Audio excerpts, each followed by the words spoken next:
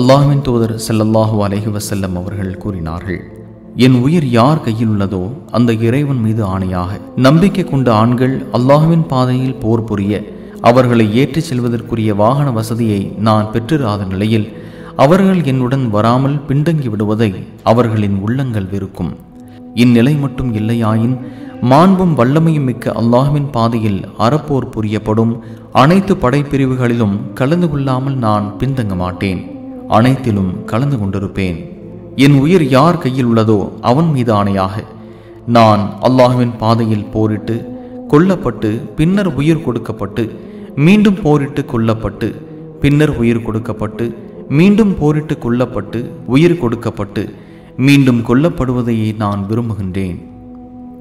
இதை அபூ ஹுரைரா ரலியல்லாஹு அன்ஹு அவர்கள் அறிவிக்கின்றார்கள். சுனன் நசாயி 3047.